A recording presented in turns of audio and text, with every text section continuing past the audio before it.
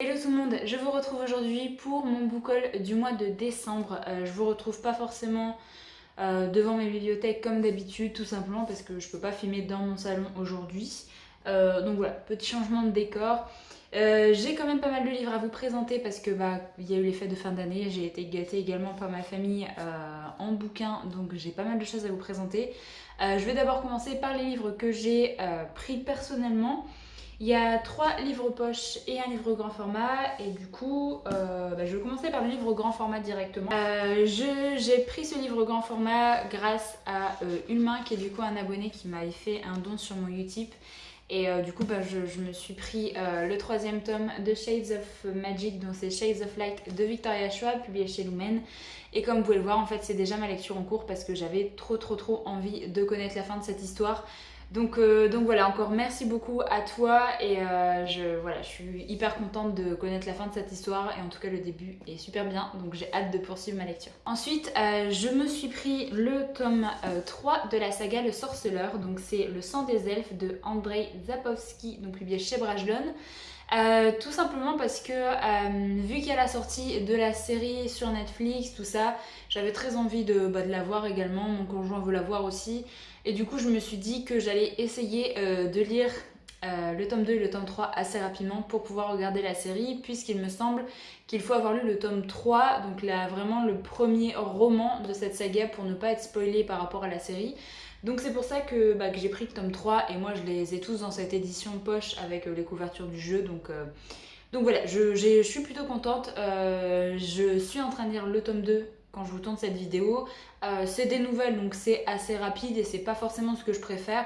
Mais l'univers m'intrigue beaucoup et j'ai vraiment hâte de me plonger dans un vrai roman pour vraiment connaître un peu plus cet univers, un peu plus connaître les personnages, tout ça. Donc c'est pour ça que je me suis pris et j'ai hâte de continuer. J'en ai également profité en même temps que je me suis pris le Sorceleur pour me prendre enfin le tome 2 de l'Assassin Royal de Robin Hobb. Donc c'est l'Assassin du Roi, publié chez J'ai lu. J'ai le premier dans cette édition également et c'est pour ça que de toute façon je vais tout prendre avec les couvertures blanches comme ça parce que j'aime vraiment beaucoup. Et j'ai hâte de continuer cette saga. Le premier tome avait été un petit peu... ça avait été une bonne lecture mais assez longue au départ, mais on m'a dit que voilà c'était juste le temps que tout se mette en route et du coup c'était vachement mieux par la suite, donc j'ai hâte de continuer et j'espère essayer de me prendre les tomes assez rapidement. J'ai envie de bien avancer dans cette saga cette année, enfin en 2020, donc voilà, c'est pour ça que je vais essayer de me les procurer assez rapidement. Je dis toujours ça et je fais toujours traîner, mais voilà, ce serait une bonne résolution à prendre. Et ensuite, le dernier livre de poche que je me suis pris personnellement ce mois-ci, c'est Ubik de Philippe Cadic, donc publié chez 10-18. Si vous avez vu ma vidéo challenge pour 2020, vous savez que j'ai très envie de découvrir le livre Blade Runner ou Les androïdes rêvent-ils de moutons électriques de ce même auteur. Et en fait j'ai vu Ubik au Furet du Nord et j'aime beaucoup en fait cette couverture. Toutes les couvertures que j'ai vues de ce livre là étaient assez vieillottes et du coup ça me donnait pas trop envie. Et là en fait la couverture est très pop comme ça, il y a des petites, une sorte de petites paillettes incrustées et tout, enfin... Voilà, c'est un style, les couleurs c'est pas forcément ce que je préfère, mais je sais pas, ça me donne envie. C'est un livre qui est quand même assez court, il fait moins de 300 pages et je me suis dit que bon si je découvrais pas l'auteur avec Blade Runner, je pourrais également découvrir avec celui-là. Je sais pas trop de quoi ça parle, juste que c'est un livre de SF et que beaucoup de personnes conseillent également ce livre-là de Philippe Cadic, donc je vais tenter, on verra bien. Alors ensuite je passe au cadeau de Noël et j'ai eu un poche et 2 semi-poches et après ce sont des grands formats. Donc le premier livre c'est Métro 2033 de Dmitri Glukovski, publié au livre de poche. Pareil, c'est un livre que j'ai mis dans mes petits challenges pour 2020 parce que c'est une saga que j'ai très envie de découvrir, une saga post-apo qui me tente vraiment beaucoup et c'est une très grosse briquette également. Qui fait plus de 800-900 pages, oui voilà, à peu près 900 pages, donc voilà. J'ai bien envie de découvrir ce livre-là, beaucoup de personnes m'ont dit que le premier tome était très bien, la suite un peu moins, mais voilà, j'ai très hâte de découvrir enfin de quoi ça parle, parce que je vous avoue que je ne sais absolument pas de quoi ça parle, et j'ai pas trop envie de savoir de quoi ça parle. Je sais juste que c'est un livre post-apo qui a fait beaucoup parler de lui, et voilà, moi j'ai envie de tester un petit peu les classiques comme ça du genre, Donc voilà, je suis vraiment contente de l'avoir pour essayer de le lire dans pas si longtemps que ça. Ensuite, en semi-poche, j'ai eu 2 tomes 1, donc 2 débuts de saga. Le premier, c'est Covenant, donc c'est... En fait, dedans, il y a apparemment une petite histoire qui s'appelle Démon, puis Sans mêler, qui est du coup le titre du premier livre de Covenant, donc de Jennifer L. Armentrout, publié chez J'ai lu. J'ai terminé la saga Lux en 2019, du coup, j'avais très envie de commencer cette saga, j'en ai entendu beaucoup de bien. Donc voilà, je ne sais pas trop de quoi ça parle, il me semble qu'il y a une histoire de... je sais même plus en fait. Avec des dieux ou des choses comme ça. Je ne sais plus. J'en ai entendu beaucoup parler à un moment.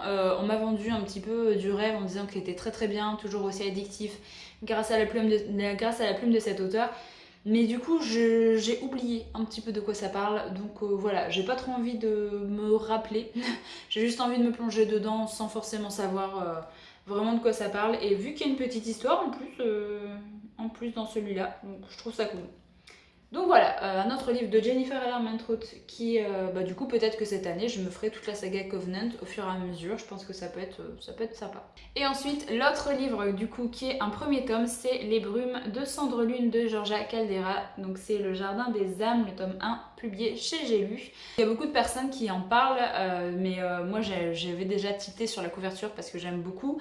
Je n'ai jamais lu de Georgia Caldera. Il y a quand même plusieurs livres qui me font envie, mais je me suis dit que commencer par un livre comme ça qui est pas trop gros, parce que la saga qui me tente est assez grosse. Il me semble que c'est Victorian Fantasy, quelque chose comme ça. Donc voilà, je suis contente de commencer avec celui-là. Et en plus, à la fin, il y a la petite illustration, il me semble, qui est faite par l'auteur. Donc si je dis des conneries, je m'excuse, mais il me semble que c'était elle. Bref. Je suis très contente de découvrir cette histoire parce que j'ai entendu de bons avis, donc voilà. Alors ensuite, on va passer au livre grand format que j'ai eu pour Noël et j'ai vraiment été pourri gâtée parce que j'ai eu 2 formats un peu intégral collector et je suis ravie. Donc je vais vous présenter les deux l'un après l'autre parce que c'est dans le même univers. J'ai eu Feu et Sang, donc l'intégrale de George R.R. Martin, donc c'est les origines du trône de fer publié chez Pygmalion, qui est un très bel objet livre en hardback et qui est illustré à l'intérieur. Déjà vous avez ça à l'intérieur également. Vous avez des illustrations comme ça de temps en temps, vous avez des plus grandes illustrations aussi, donc comme ça. Il est vraiment magnifique. Franchement, c'est du coup sur l'histoire des Targaryens et en fait ça regroupe les 2 tomes qui sont sortis en grand format et qui d'ailleurs... Il me semble que la première partie va sortir en poche dans pas si longtemps que ça, donc si jamais vous préférez attendre les sorties poche, ça sort en mois de mars ou février, je ne sais plus, mais ça sort très bientôt.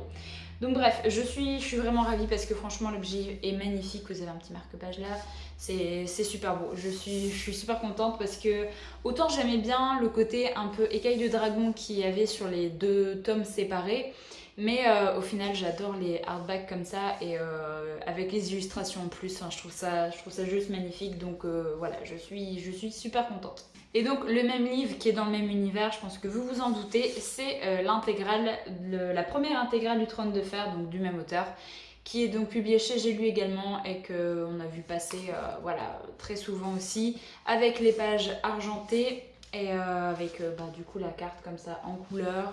Il n'y a pas d'illustration à l'intérieur pour celui-là, vous avez juste les tomes comme ça. Alors je ne sais plus combien de tomes ça regroupe, je ne sais plus. Moi j'avais acheté le premier tome en poche, vraiment le tout premier tome, pas d'intégrale, rien du tout. Mais du coup, quand j'ai vu qu'il y avait les intégrales là et tout, franchement, ça me donnait très envie. Et au final ça revient moins cher de prendre les intégrales comme ça, donc je suis vraiment ravie de l'avoir eu pour Noël. Donc voilà, je ne sais pas par quoi commencer clairement parce que je n'ai toujours pas lu le Trône de Fer et du coup maintenant j'ai soit l'histoire avec les Targaryens, soit du coup l'intégrale des Trônes de Fer. Donc je ne sais pas, je pense que peut-être je vais commencer par celui-là parce qu'au pire il y a déjà pas mal d'intégrales à lire avant d'avoir la suite et fin. Et que du coup là si jamais je veux avoir la suite en hardback comme ça, je pense qu'il faudra attendre un certain moment, donc j'ai le temps avant de le lire. Mais voilà, j'ai super hâte de lire enfin cette saga puisque comme beaucoup, j'ai beaucoup aimé la série mais beaucoup de choses m'ont déçue, donc j'ai hâte de voir comment ça peut se goupiller dans les livres, donc voilà, je suis vraiment contente.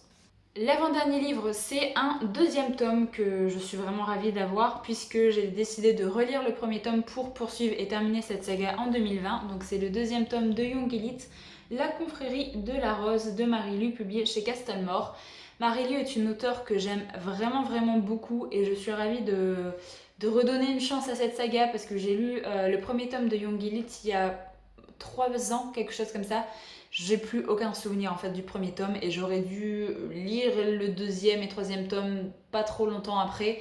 Ça n'a pas été le cas, donc c'est pour ça que je préfère relire le premier tome et du coup enchaîner avec le tome 2 et le tome 3.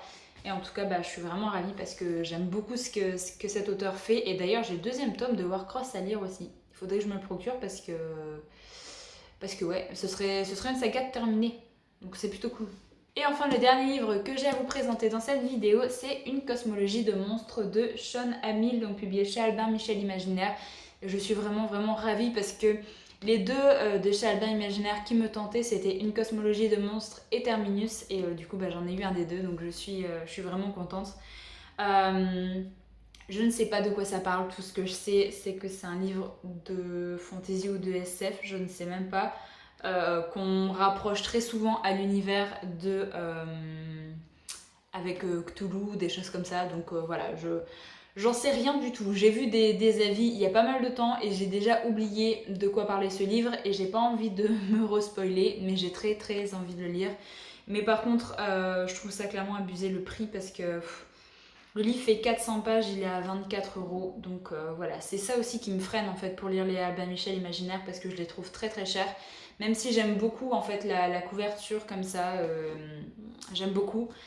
Mais je trouve ça très cher. Pour le même prix, je préfère limite prendre un Brajlon puisque je les trouve plus sympas dans la bibliothèque. Donc voilà, j'en ai terminé avec mon book haul du mois de décembre. N'hésitez pas à me dire ce que vous avez eu pour Noël, si jamais vous avez eu des livres sous le sapin et ce que vous vous êtes acheté également pour le mois de décembre.